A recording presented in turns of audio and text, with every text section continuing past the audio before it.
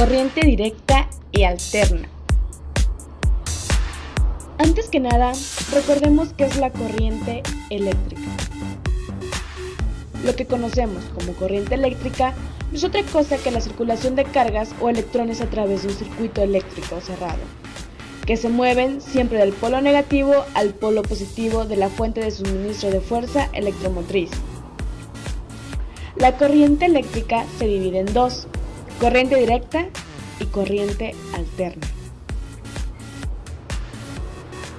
La corriente directa o corriente continua es aquella cuyas cargas eléctricas o electrones fluyen siempre en el mismo sentido en un circuito eléctrico cerrado, así moviéndose del polo negativo hacia el polo positivo, tal como ocurre como en las baterías o en otra fuente generadora de este tipo de corriente eléctrica. Tenemos dos fuentes suministradoras de corriente directa o continua. A la izquierda hay una batería que es comúnmente utilizada en coches o todo tipo de vehículo motorizado, y a la derecha pilas de amplio uso, ya sea para aparatos y dispositivos eléctricos y electrónicos. El descubrimiento se remonta a la invención de la primera pila por parte del científico italiano Conde Alessandro Volta. Uno de sus usos es que, tras el descubrimiento de Thomas Alva Edison de la generación de electricidad en la postrimería del siglo XIX, la corriente continua comenzó a emplearse para la transmisión de la energía eléctrica.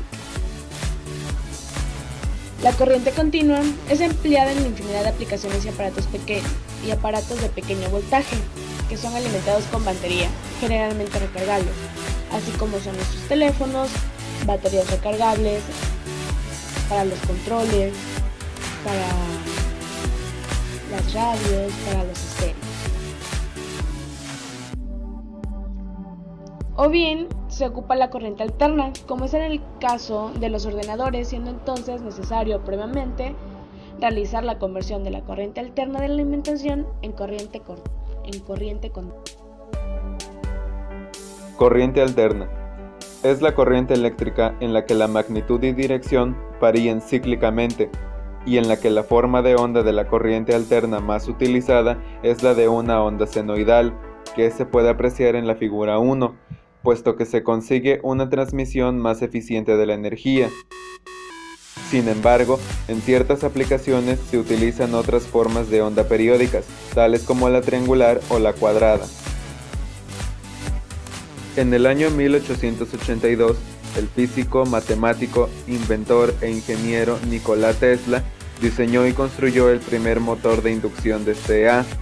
Posteriormente, el físico William Stanley reutilizó en 1885 el principio de inducción para transferir la CA entre dos circuitos eléctricamente aislados. La idea central fue la de enrollar un par de bobinas en una base de hierro común, denominada bobina de inducción. De este modo se obtuvo lo que sería el precursor del actual transformador. La primera transmisión interurbana de la corriente alterna ocurrió en 1891, cerca de Telluride, Colorado, a la que siguió algunos meses más tarde otra en Alemania. Corriente alterna frente a la continua. La razón del amplio uso de la corriente alterna viene determinada por su facilidad de transformación, cualidad de la que carece la corriente continua. En el caso de la corriente continua, la elevación de la tensión se logra conectando dínamos en serie, lo cual no es muy práctico. Al contrario, en corriente alterna se cuenta con un dispositivo, el transformador, que permite elevar la tensión de una forma eficiente.